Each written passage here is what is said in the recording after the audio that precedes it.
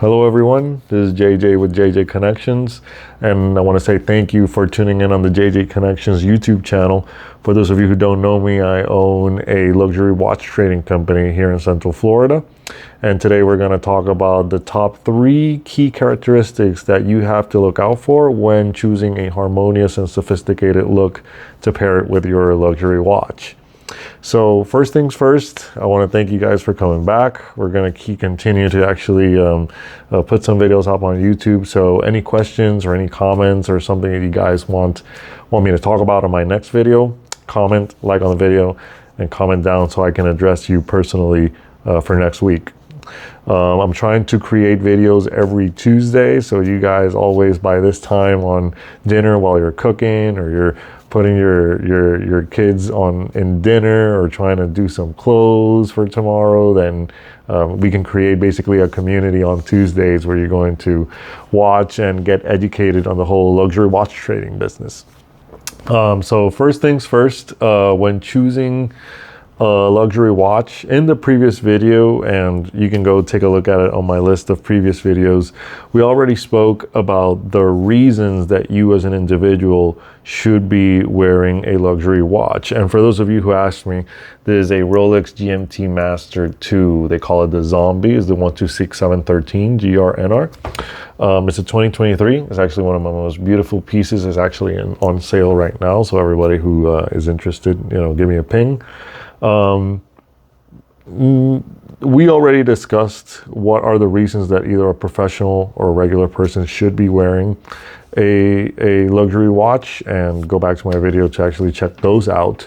But now that you've decided, and you've seen the previous video, and you've decided that you want to wear a luxury watch, the first thing that most people who don't know anything about luxury watches, first thing they ask me is, what should I choose? And on my next video, I'm going to start talking brands and what are the socioeconomic pools that you can start, either in the 800, 1,000, 2,000, 4,000, and whatnot. But before we start that, I want to talk styles. And when we talk styles, there's really no bad answer here, guys. You can have the style that you want. I am a firm believer that if you look good and you look confident, and you present yourself on a very, very confident, high self-esteem way, there's really no bad watch. You can choose any watch in the world and put it on your hand, and it's going to complement your personality. But as someone who does know a lot about luxury watches, I will sometimes look up and down and say, hey, maybe that wasn't the best choice for this particular outfit. And believe me, if I'm doing it, so is other people. So let's talk first occasions and formality. That's the first thing I wanted to talk about. When you're looking inwards and you're trying to choose a collection of watches, you have to choose something that is going to go with different occasions. So first of all, let's talk formal events. If you're doing a formal event, you have to opt for something a little bit classic, just on the dress side, or maybe something simple that has either leather straps, or it could be even stainless steel or fine metal like gold or platinum, but it has to be sleek, and it has to be with a profile that you can put, especially for men, you can put right under the cuff. So something like this, which is more of a sportier look because it has such a big bezel, it pops out. Again, I personally wear it with long sleeve shirts, but in the luxury watch world, it's better if you actually choose something that's going to go right under the cuff. This same weekend, I was at a chiropractor's convention, and the main speaker, he was wearing an absolutely beautiful platinum Rolex, but when he was wearing his suit, you could barely tell that he had a watch on. But since I'm a big watch fan, the people who know are going to ask you about it. When you take that cuff away and you show that absolutely beautiful piece, that's when people can see it up front, and they're going to go like, oh, they're going to ask you about it. And then they start that conversation, which is actually one of the reasons we spoke about in the previous video, in which why you should be wearing luxury watches, because higher end, efficient people will always be fans of watches. So it's a great conversation piece. So that's on the formal event. Simple dials are always a go-to. Simple dials, leather straps, and sleek profiles. So a small diameter and thickness for the watches. When it comes to business settings, that's a little bit more trickier. For example, for lawyers, I would always recommend something on the higher end, because lawyers, most of them a lot make money. So they do understand that it's not a presentation aspect. It's mostly a fanatism aspect. Everybody's just comparing their Rolexes. If you're a little bit more modest and you're trying to visit customers, or you're trying to make a business deal, you don't want to seem too prepotent. So you generally go with something a little bit more on the downside of the monetary value, something in the 1,000, something in the 800. For example, I use a Ferrari quartz watch when I'm at work, and no Rolexes or fancy Omegas or stuff like that, because I don't want to seem like I have more than what I'm trying to show, simply because I want to put a level playing field.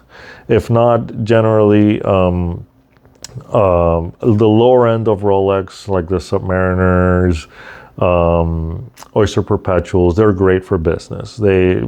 People who know about watches are going to recognize them, but they're not going to think like you're trying to show off, basically.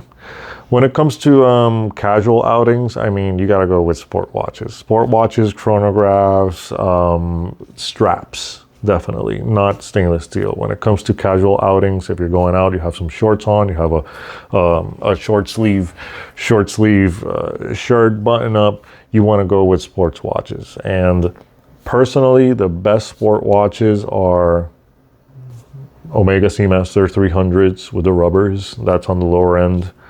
Audemars Piguets, they have beautiful chronographs or diver watches that have rubber straps on them. I'm missing a few right now because we're doing this live, but those are my main. It's generally the Seamaster 300 or the Audemars Piguet. Those Royal Oaks are absolutely great when it comes to the sportier side of things. And obviously the other one is just sporting activities, which is very similar to casual. You pair that color of the strap with the rest of your outfit, and it's going to look absolutely great. Sometimes people even match the dial with the leather strap or the rubber strap, and then on top of that, their outfit, and it actually is just basically a very sleek profile. So now that we're talking, that's the first reason that you have to basically look out, is the occasion and the formality and choosing in your collection. I generally recommend people to do 3 to 5 watches so they could use different ones on a daily or for formal wear or casual. And with that, I'm going to segue into color coordination, style, and strap material. So this is my favorite part of choosing a luxury watch, because again, like I mentioned at the beginning of this video, I don't generally believe on the occasion and formality aspect, even though that I do understand that the world out there is going to judge you for it. Here, the luxury watch traders, I mean, we don't care. You could use a $50,000 a watch for a sporting event, and I'm not going to think that it's out of place. And at the same way, you could be using a Fossil or a Citizen watch to an event where there's a lot of luxury watches, and I'm still going to appreciate what timepiece that you use, what style, what type of bracelet does it have, what type of dial, if you know a little bit of history on it. So in essence, the watch doesn't make the person. The person makes the watch. Does that make sense? So the fact that you know about the brand, that you know about the history, that you're willing to talk about it, and that you're also a fan about it, is what really attracts me to have a conversation about it with you. So always know a little bit about your brand so you can continue the conversation. But coming back to the color configurations, in the last video, we spoke about either taking the color of your watch and matching it with your outfit, or the other side of the coin, which is contrasting it. with your outfit. If you have, if I stand up, I have long arms. Generally, my wrist is going to be around my quadricep right here on my leg. So I love to match my pants with the style of my watch, because if I put my hands down, they are basically at the same level.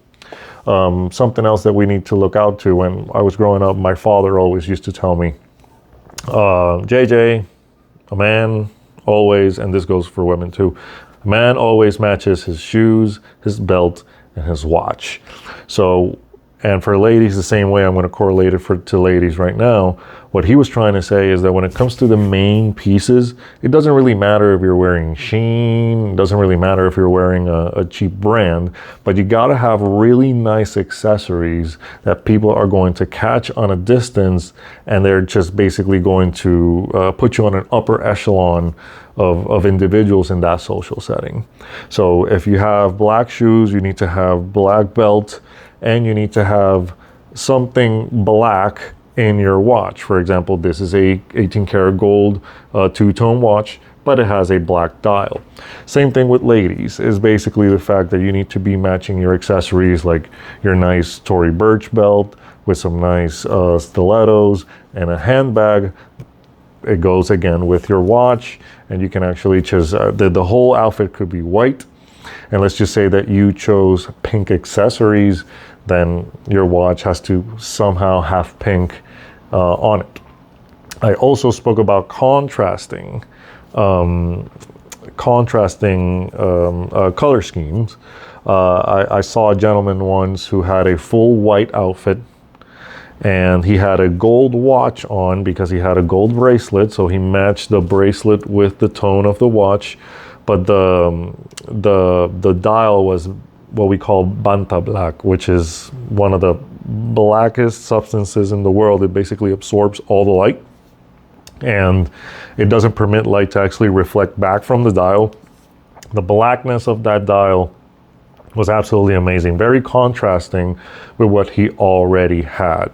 So you gotta start looking at how you're going to color match things in your outfit with the watch. And again, I've seen multiple people rock different styles, from either their whole outfit with the watch, or the accessories with the watch, or just the watch is such a unique piece, it's so expensive, and it has multiple colors that it just sits on its own.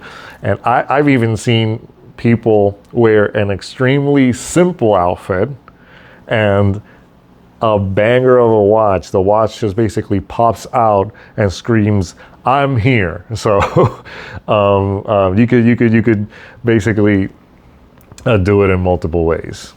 When it comes to the third characteristic that you are going to be looking out for, is basically watch sizing and proportions.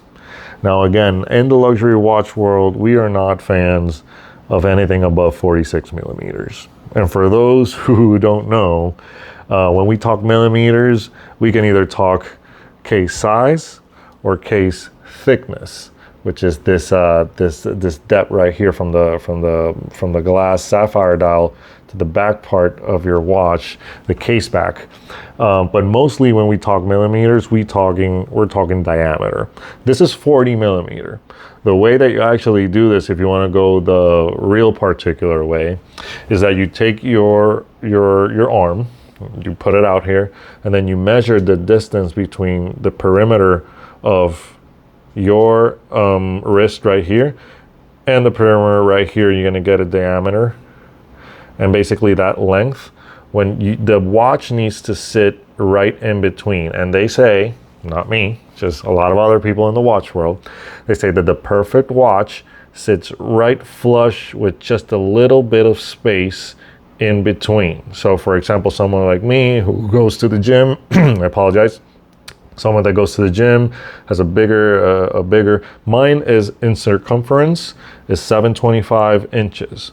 So this is a 40 millimeter. For some people, this is just a little bit too small for me. And actually, by the way, my favorite watch is a 42 millimeter watch. It's a little bit wider on all sides, and it just sits a little bit closer to the edge of my wrist. But again, we've been seeing a lot of celebrities like Bad Bunny or Timothée Chalamet, the other gentleman with the last name Domingo. We've seen them go into red carpets now with ladies' watches and small Cartiers. I don't personally recommend to do that on a regular basis, but artists are the one who actually, they're not trend followers, they're trend setters. So they're the ones who actually start making this type of fashion, and then the rest of regular people start copying them. And when you go down to South Florida, Miami, which is one of the meccas of watches right now, you're going to see a lot of gentlemen with smaller watches. So in their wrist is going to sit very small right here, 30 millimeter, 28 millimeter. And that's totally fine. If they can rock that, I would always recommend it. For example, New York. New York is absolutely obsessed. It is the fashion mecca of the world, even more than Milan, some would say. And when you go to New York, people are extremely obsessed with vintage culture. So what do? They buy a bunch of vintage watches, and generally vintage watches are more on the smaller side. This whole big watches is a trend that started from the 80s and onwards. Some even would say from 90s and onwards. So there's multiple ways that you could do it. Just make sure that you're choosing the right proportion. Now that we spoke about diameter, we got to start talking about also the thickness of the watch. There's extremely sleek profiles. If that's your thing, go on. 14 millimeter for me is basically the perfect size, which is something very similar to this. It pops out enough for people to kind of notice it. And at the same time, it's just more of a satisfaction for myself. But also, we're not too big of a fans of the extremely bulky watches that are completely out there, because unfortunately the social connotation that has is the biggest watch brand out there that makes the biggest watches, called Invicta. And when you go into an Invicta store, unfortunately they're going to sell you 6 watches for $200. So it doesn't have the connotation of someone who is sophisticated or doesn't really just relate to luxury. 38 millimeter. When it comes to Rolex, it starts at 36. But for the rest of the brands, 38 millimeter to 44 millimeter, 46 millimeter, that's the diameter that we really want to kind of stay at. But the thickness of the watch, we don't want to use something extremely bulky, and we don't want to use something that is extremely sleek, unless it's a Bulgari Octo Finissimo or a Richard Mille Ferrari, which are the sleekest watches in the world, and they're a lot of money. The Octo Finissimo, you can find them from $8,000 and above. So those are the 3 reasons that you guys should be looking out for when it comes to the characteristics of choosing the proper watch. Next week, we're going to be talking about the brands that you need to be choosing in those socioeconomic pools if you're starting, up to all the way to the biggest brands in the name. So stay tuned, come back next Tuesday, and we're going to continue to talk watches. Thank you.